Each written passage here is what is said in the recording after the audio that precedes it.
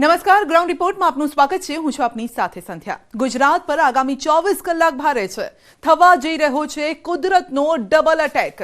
ભારે પવન ફૂંકાવાની અને માવઠાની આગાહી થઈ રહી છે। જો ભારે પવન ફૂંકાયો તો ખેતરમાં તૈયાર પાકનો સોથ વળી જશે। ઉપરથી માવઠું પડ્યું તો ખેડૂત સંપૂર્ણ પાયમાલ થઈ જશે। ખેડૂતના મોઢે આવેલો કોળિયો છીનવાઈ જવાનો ફરી એક વખત ડર છે।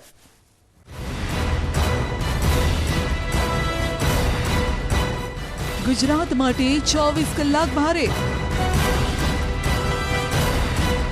भारे पवन फूंकावानी चेतवनी।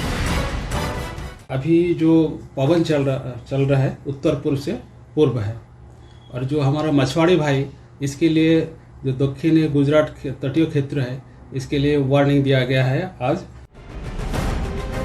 भारे पवन उभा पाकनो सोथ वारशे। 2 દિવસ પવનની ગતિ વધુ રહેવાની શક્યતા રહે છે, જેમાં મધ્ય ગુજરાતના ભાગોમાં પવનની ગતિ 15 કિલોમીટર પર અવરની રહેવાની શક્યતા રહે છે। ઉત્તર ગુજરાતમાં પણ પાછી 15 કિલોમીટર પર અવરની રહેવાની શક્યતા રહે છે। જૂનાગઢના ભાગોમાં પણ પાછી 15 કિલોમીટર પર અવર અને દક્ષિણ ગુજરાતના ભાગમાં 16 કિલોમીટર પર અવરની રહેવાની શક્યતા રહે છે। કચ્છના ભાગમાં વધુ રહેવાની શક્યતા રહે છે। રાજકોટના ભાગોમાં પણ 15 કિલોમીટર પર અવરની શક્યતા રહે છે। જ્યારે આજકાલનો પવન વિન્ડ ગસ્ટ। ખેડૂતના માથે ફરી સંકટના વાદળો। પણ ઉલ્લેખનીય છે કે દેશના ઉત્તરીય પર્વતીય પ્રદેશોમાં તારીખ 8-9 ફેબ્રુઆરીથી એક વિસ્કટ ડિસ્ટર્બન્સ આવી રહ્યું છે, જેના કારણે ઉત્તર ગુજરાતના ભાગોમાં તારીખ 8-9-10માં વાદળો આવવાની શક્યતા રહે છે। મધ્ય ગુજરાતના ભાગોમાં તારીખ 8-9ની આસપાસ વાદળો આવવાની શક્યતા રહે છે। દક્ષિણ સૌરાષ્ટ્રના ભાગોમાં અને સૌરાષ્ટ્રના અન્ય ભાગોમાં વાદળ આવવાની શક્યતા રહે છે, પરંતુ ઉત્તર ગુજરાત અને પંચમહાલના ભાગમાં વાદળની સ્થિતિ થોડીક વધુ રહેવાની શક્યતા રહે છે। ખેડૂત માટે ફરી આવ્યા છે માઠા સમાચાર। વાદળછાયું વાતાવરણ રહેવાની આગાહી થઈ રહી છે, સાથે જ ભારે પવન ફૂંકાવાની આગાહી છે। હવામાન આગાહીકાર અંબાલાલ પટેલે મધ્ય ગુજરાત, ઉત્તર ગુજરાતના કેટલાક ભાગોમાં 30 થી 40 કિલોમીટર પ્રતિ કલાકની ઝડપે પવન ફૂંકાવાની આગાહી કરી છે। અરબ સાગરમાં હલચલના કારણે 3 દિવસ ભારે પવન ફૂંકાઈ શકે છે। લગભગ મધ્ય ગુજરાતના ભાગોમાં 35 કિલોમીટરની આસપાસ રહેવાની શક્યતા રહે છે અને કેટલાક ભાગોમાં મધ્ય ગુજરાત તેમજ ઉત્તર ગુજરાતના કેટલાક ભાગમાં 35થી વધારે રહેવાની શક્યતા રહે છે। કોઈ ભાગમાં 40 કિલોમીટર પ્રતિ અવરની રહેવાની શક્યતા રહે છે। ઉત્તર ગુજરાત પંચમહાલના ભાગમાં પણ પવનની ગતિ વધુ રહેશે। દક્ષિણ અને સૌરાષ્ટ્રના ભાગોમાં પણ પવનની વિન્ડ ગસ્ટ વધારે રહેશે। દક્ષિણ ગુજરાતના ભાગમાં પણ વિન્ડ ગસ્ટ વધારે રહેશે, જેના કારણે ખેતરમાં લહેરાતા પાકનો સોથ વળી જશે। હવામાન વિભાગે આગાહી કરી છે, બરાબર। પછી વરસાદ પડે તો નુકસાન જાય, બરાબર। ઘઉં, તમાકુ, બટાકા અને મકાઈ, બરાબર, એ બહુ પેલી થાય જ, નુકસાન તો થાય, ખેડૂતને તો નુકસાન જાય જ કે। ખેડૂતોને અત્યારે ઘઉંનો જે પાક છે એ લગભગ એના દાણા બંધાઈ જવા આવેલા છે અને એના કારણે જો પવનને સુસવાટા માટે તો પવન વાવાઝોડું આવે તો એ જમીન પર ઘઉંનો પાક જમીનદોસ્ત થઈ જાય અને દાણો પોચો પડી જાય, એટલે ખેડૂતોને ઉત્પાદનમાં બી નુકસાન જાય અને ઘાસચારામાં બી તકલીફ થાય। એ સિવાય જે માંડવાવાળા જે શાકભાજી છે એ તો જમીનદોસ્ત થઈ જાય, એના કારણે ખેડૂતોને મોટો ફટકો પડે હોય છે। માવઠું થાય તો આ ઘઉં છે, ચણા છે, મકઈ છે, બધી દરેક ટૂંકમાં કે ખેતીમાં નુકસાન જાય એવું છે મોટા પાયે અને ખેડૂત પાયમાલ થઈ જાય એવો છે। અત્યારે મેં આ શાકભાજી વાવેલી છે, કુબી ફુલાવરની, ટામેટી છે, એમાં પણ જો વરસાદ આવે તો એમાં પણ મોટું નુકસાન થાય એવું છે ને અત્યારે મોલો, મસી, આંતીની એનો એ ત્રાસ છે। હવામાન આગાહીકાર અંબાલાલ પટેલે શિયાળુ પાક પર પવનના ખતરાની આગાહી કરી છે। જો પવનની ગતિ વધી તો ખેતરમાં ઘઉં, બાજરી, મકાઈ જેવો પાક ઢળી પડશે। રાયડા, ધાણા, અન્ય બાગાયતી પાક પર પણ સંકટ છે। ઘઉં, બાજરી, મકાઈનો પાક જો ઢળી પડે તો દાણા ભરવામાં પણ મુશ્કેલી થાય। પણ ઉલ્લેખનીય છે કે આ પવનની ગતિથી દિવેલાના પાકમાં કંઈક અંશે તેની રજ ઘડી જવાની શક્યતા રહે છે। દિવેલાના પાક સારા છે એટલે તેનું ઉત્પાદન સારું આવે, છતાં કંઈક અંશે ઘટાડો થાય। ગરમી પડે તો દિવેલાના પાકમાં જીનેટિક રિવર્ઝન આવે અને ઉત્પાદન ઓછું આવવાની શક્યતા રહી શકે. પરંતુ હવે લગભગ ઘઉંના પાક જે છે એ બિનગસ્તી પડી જવાની શક્યતા રહેતી હોય છે. બાગાયતી પાકોમાં પણ વળી જવાની શક્યતા રહેતી હોય છે. રાયડાનો પાક પણ પડી જવાની શક્યતા રહેતી હોય છે. એટલે ખેડૂત ભાઈઓને આ અંગે કંઈક હરકતનો સામનો કરવો પડી શકે તેમ છે. હવામાન વિભાગે પણ દરિયા કિનારા વિસ્તારોમાં ભારે પવનની આશંકા વ્યક્ત કરી છે, જેના કારણે માછીમારોને પણ એલર્ટ આપ્યું છે કે દરિયો ખેડવા ના જતા. ખાસ કરીને દક્ષિણ ગુજરાત અને દક્ષિણ સૌરાષ્ટ્રના માછીમારોને સતર્ક રહેવા માટે કહેવાયું છે કે દરિયામાં જવાનું જોખમ ન ખેડે. अभी जो पवन चल रहा है उत्तर पूर्व से पूर्व है, और जो हमारा मछुआरे भाई इसके लिए जो दक्षिण गुजरात तटीय क्षेत्र है इसके लिए वार्निंग दिया गया है आज. वो है जो हवा पवन का गति है 45 to 55 किलोमीटर प्रति घंटा विद गस्टिंग 65 किलोमीटर प्रति घंटा में रहेगा. इसलिए मछुआरे भाई को समुद्र में जाने के लिए मना है, वार्निंग दिया गया है. सर इतना तेज पवन चलने के कारण क्या है? हाँ, एक्चुअली एक प्रेशर ग्रेडियंट गुजरात जो एरिया है, जो गुजरात रीजन है, इसमें प्रेशर ग्रेडियंट बना हुआ है. ज़्यादा प्रेशर ग्रेडियंट के कारण ये तेज हवा चल रही है. હવામાન વિભાગ દ્વારા દક્ષિણ ગુજરાત અને સૌરાષ્ટ્રના દરિયા કિનારે ભારે પવન ફૂંકાવાની આગાહી થઈ છે. સાથે જ આગામી 24 કલાકમાં દરિયા કિનારાના તાપમાનમાં પણ વધારો થવાની શક્યતા છે. આગામી 24 કલાકમાં દરિયા કિનારે ભારે પવન ફૂંકાશે. દરિયામાં માછીમારી કરવા જતા માછીમારોને મોટી નુકસાની જવાની સંભાવના છે. જો કે હાલ તો ગીર સોમનાથ જિલ્લાના દરિયામાં કોઈ પણ પ્રકારની ગતિવિધિઓ જોવા નથી મળી રહી અને લગ્નની સિઝન હોવાના કારણે અનેક બોટો દરિયા કિનારે લાંગરેલી જોવા મળી છે.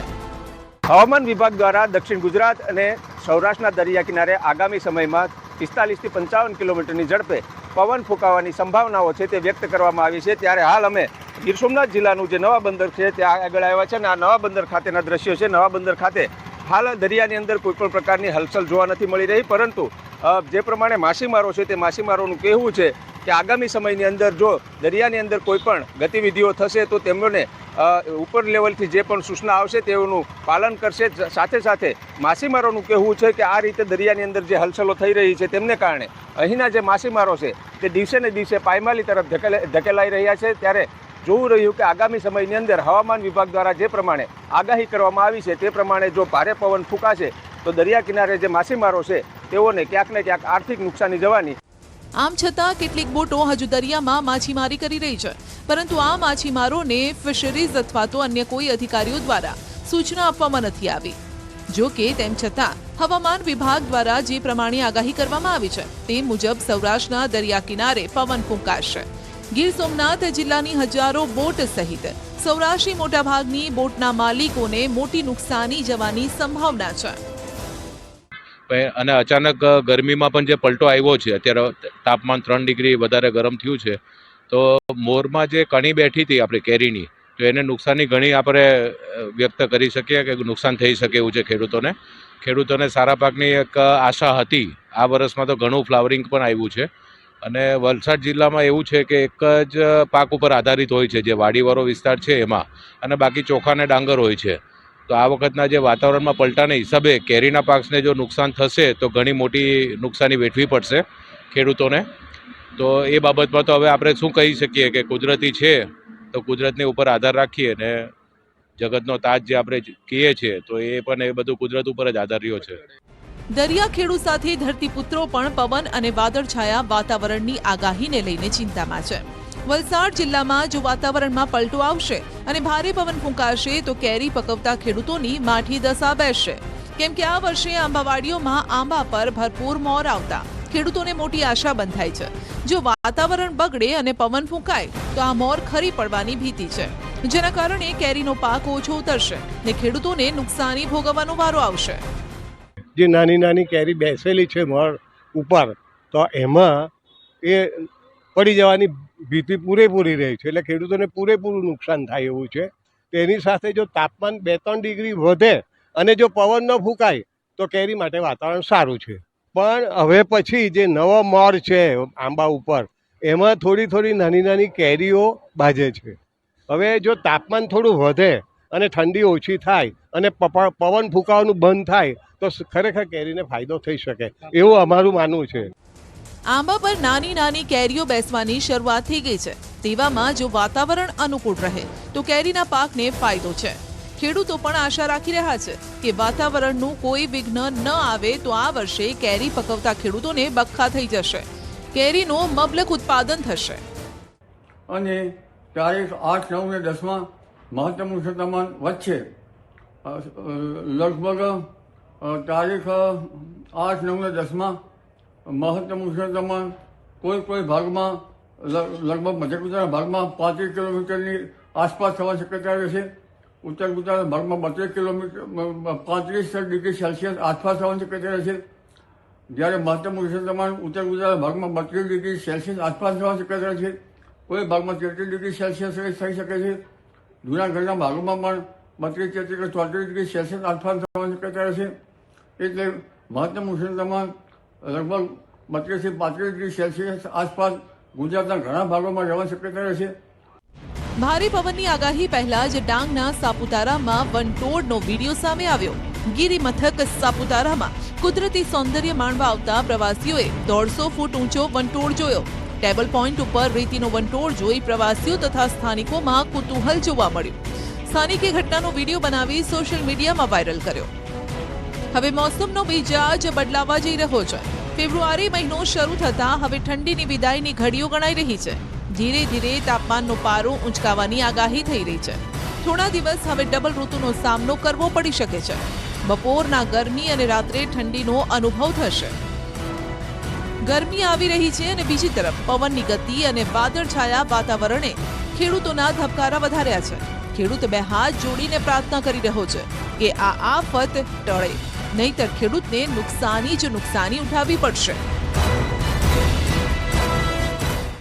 બનાસકાંઠામાં લકી ડ્રો મામલે 8 આટલા અહેવાલો પ્રસારિત થયા.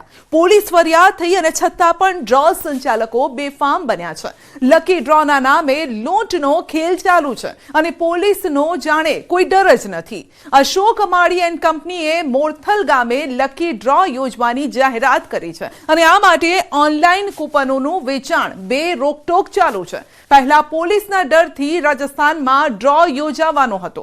સંચાલકોએ કિમિયો પણ અજમાવ્યો અને હવે બનાસકાંઠામાં જ ડ્રો યોજી પોલીસને પડકારી રહ્યા છે આ ડ્રો સંચાલકો. બનાસકાંઠામાં લકી ડ્રો સંચાલકો બેફામ. પોલીસને ફેંકી રહ્યા છે ખુલ્લો પડકાર. લકી ડ્રો રોક શકો તો રોક લો. છેલ્લો ડ્રો છે, સાચો ડ્રો છે, ડ્રો 100% થશે. કૂપન ન વેચાતા ઓફર શરૂ. આજથી 5 કૂપન ઉપર 1 કૂપન ફ્રી. 5 કૂપન લો અને 1 કૂપન ફ્રી પ્રાપ્ત કરો. એ સિસ્ટમથી થોડીક મહેરબાની કરી અને અમારો બુકિંગ પૂરો કરાવો. સાંભળ્યું તમે? શું કહી રહ્યો છે અશોક માળી? મોટા મોટા કૌભાંડી પણ અશોક માળી આગળ પાણી ભરવા મજબૂર થઈ જાય, કેમ કે પોલીસનો ગાળિયો કસાયો છે છતાં પણ અશોક માળી બેફામ છે. ખુલ્લેઆમ લકી ડ્રોની જાહેરાત કરી રહ્યો છે. ખુલ્લેઆમ ડ્રોની કૂપનો વેચી રહ્યો છે. ખુલ્લેઆમ એલાન કરી રહ્યો છે કે ડ્રો તો યોજાશે. કરોડપતિ બનવાની લાલચ આપી ચાલુ છે કૂપનનો કાળો કારોબાર. ઉત્તર ગુજરાતમાં લકી ડ્રોના કિંગ તરીકેની ઓળખ ધરાવતો અશોક માળી રામદેવ ફાઉન્ડેશન ચલાવે છે.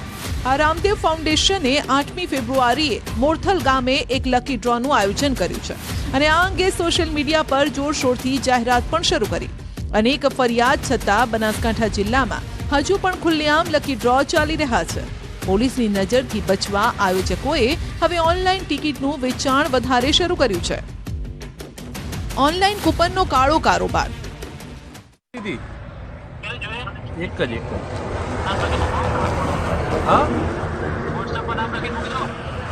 વોટ્સઅપમાં નામ લખી મૂકો. પૈસા કઈ રીતે હાલવાના? થઈ તો જશે ને આજે ડ્રો. તો વોટ્સઅપ આ નંબર પર કરો. શું શું મોકલું વોટ્સઅપ પર? તો લખું નામ અને હું તો વોટ્સઅપ કરું. સાંભળ્યું, વાવ, થરાદ અને બનાસકાંઠામાં લકી ડ્રો યોજીને કરોડો રૂપિયા ખંખેરવાના જેમના પર આરોપ છે એ અશોક માળી હજુ પણ બેફામ છે. કેસ નોંધાયા બાદ પણ અશોક માળી 8 ફેબ્રુઆરીએ ફરી મોરથલમાં ડ્રો યોજવાની જાહેરાત કરી રહ્યો છે. અશોક માળી અત્યાર સુધી 3 ડ્રો યોજી ચૂક્યો છે ને હવે ચોથો ડ્રો મોરથલ ગામમાં યોજાશે તેમ છાતી ઠોકીને કહી રહ્યો છે. ઓનલાઈન કૂપનો વેચવા માટે તેને એજન્ટોની જાળ બિછાવી છે. નમસ્કાર મિત્રો, કેમ છો બધા? મજામાં? હું અશોકભાઈ માળી. જય બાબારી, જય દ્વારકાધીશ. રામદેવ ફાઉન્ડેશન ઇનામી યોજના ફક્ત 3 જ દિવસ રહ્યા છે. જેને પણ કૂપન લેવાની હોય તાત્કાલિક અમારા નંબર ઉપર વોટ્સઅપ મેસેજ કરો અને તમને હું કૂપન મોકલું અને સ્કેનર મોકલું, એમાં પેમેન્ટ કરી દેજો. દિવસો ઓછા છે, 5 કૂપન ઉપર 1 કૂપન ફરી અને દિવસો 3 જ રહ્યા છે. છેલ્લો ડ્રો છે, સાચો ડ્રો છે. ડ્રો 100% થશે. રામાપીર અને દ્વારિકાધીશની સાક્ષીમાં થશે. અને ખાસ જણાવવાનું કે જેણે પણ કૂપન લીધેલી છે એ મિત્રોને વિનંતી કે તમારા એજન્ટ મિત્રોને કહો કે કૂપન અશોકભાઈ જોડે જમા કરાઈ અને અશોકભાઈના ઇન્સ્ટાગ્રામમાં એનો વિડીયો મુકાવે, એવી બધાને કહેવા માટે વિનંતી કરું છું.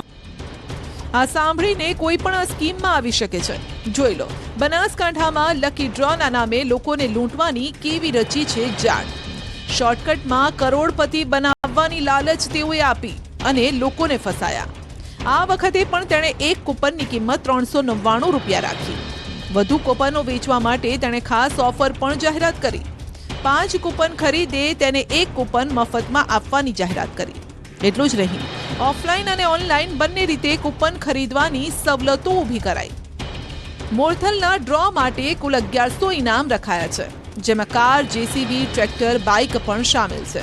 અશોક માળીના દાવા પ્રમાણે એક ઇનામ 21 લાખ રૂપિયાનું હશે, 2 ઇનામ 15 લાખ રૂપિયાના હશે, જ્યારે 3 ઇનામ 9 લાખ રૂપિયાના હશે. આ ઉપરાંત 25 ટ્રેક્ટર, 251 બાઇક પણ ઇનામમાં આપવાની જાહેરાત કરી છે. રામદેવ ફાઉન્ડેશન ઇનામી યોજના હેઠળ આ ડ્રો યોજવાની જાહેરાત થઈ, જેનું લાઈવ પ્રસારણ યુટ્યુબ પર થશે એવું પણ કૂપનમાં લખવામાં આવ્યું. બનાસકાંઠામાં ડ્રો કિંગ કહેવાતા અશોક માળી અને તેના સાગરીતો દ્વારા આ મોરથલ ગામની અંદર 8 ફેબ્રુઆરી 2025ના રોજ પણ ડ્રો યોજવાનો છે. દ્રશ્યો બતાવીશ.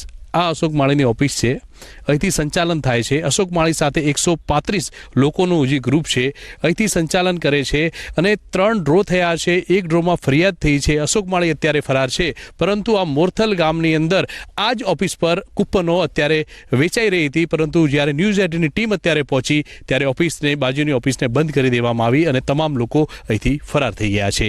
મહત્વની વાત તો એ છે કે આ જે ગ્રાઉન્ડ છે, આ ગ્રાઉન્ડની અંદર 8/2/2025ના રોજ ચોથા નંબરનો જે ડ્રો છે તે ડ્રો કરવાની તૈયારીઓ અત્યારે ચાલી રહી છે એવું સૂત્રોનું કહેવું છે. મહત્વની વાત તો એ છે કે રામદેવ ફાઉન્ડેશન દ્વારા અશોક માળી પોતાના ગામમાં જ એક 8 ફેબ્રુઆરી 2025ના રોજ ડ્રો કરવા જઈ રહ્યો છે. આ ડ્રોની ઓફલાઈન તેમજ ઓનલાઈન જે કૂપનો છે તે મળી રહી છે.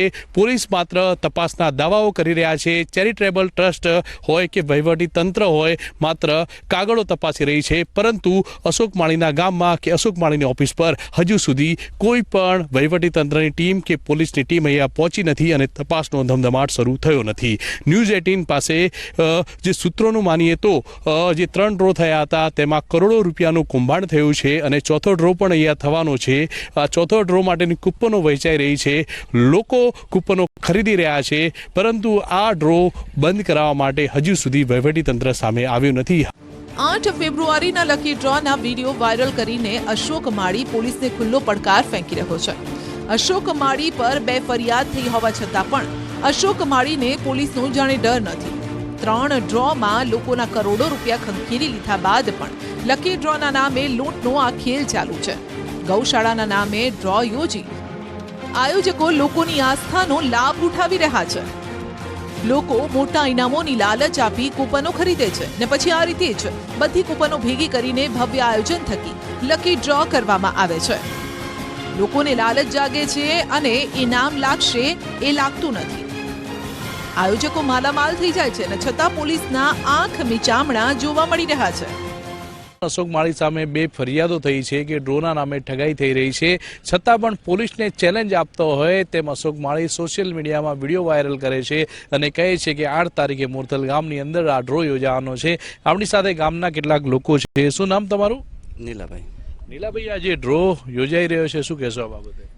ડ્રો કૂપન છે 399 છે, પણ લે પણ મળતો કરતો કોઈ નથી, ઇનામ કોઈ લાગતું નથી.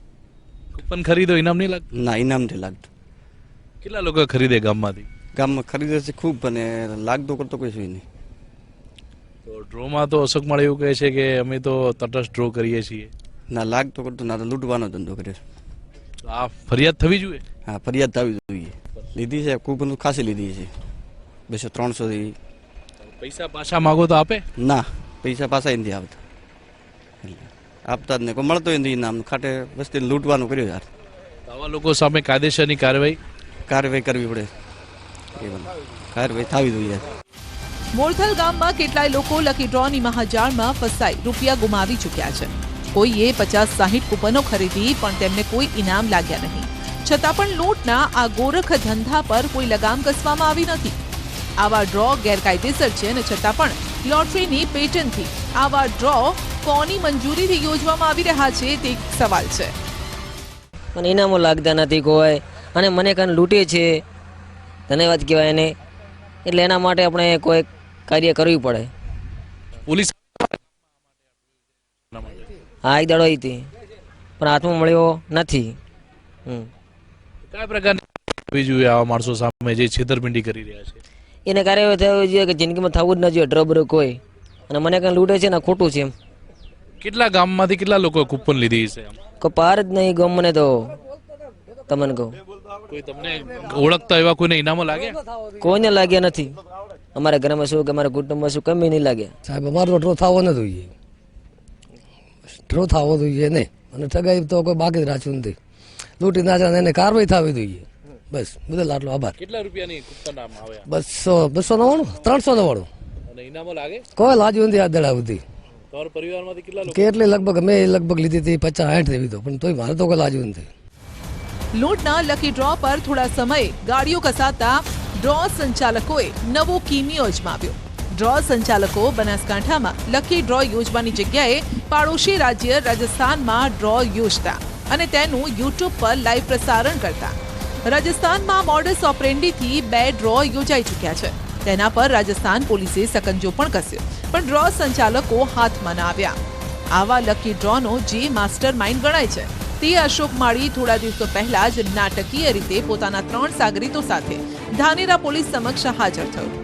વાલેર ખાતે થયેલી લકી ડ્રોની ફરિયાદ મામલે અશોક માળી પોલીસ સમક્ષ હાજર થયો. અશોક માળી અને તેના સાગરીતો સામે 2 ડ્રોની ફરિયાદ દાખલ થઈ. હવે ફરી તે લકી ડ્રો યોજવા જઈ રહ્યો છે. હવે બધાની નજર આ લકી ડ્રો પર છે. આ ડ્રો મોરથલ ગામમાં યોજાશે કે પછી નવી મોડસ ઓપરેન્ડી મુજબ રાજસ્થાનમાં યોજાશે? સાથે જ આ લકી ડ્રો પર પોલીસ કોઈ કાર્યવાહી કરે છે કે નહીં તે પણ જોવાનું રહેશે. હવે એ લોકો પણ લાલચમાં આવવાના બદલે લકી ડ્રોના આયોજકો સામે ફરિયાદ કરવી જોઈએ, જેથી લકી ડ્રોના નામે લૂંટાતા આ લોકો સામે નક્કર કાર્યવાહી થઈ શકે. નહીતર આવી રીતે જ લકી ડ્રો યોજાતા રહેશે અને લોકોના ખિસ્સા ખાલી થતા રહેશે.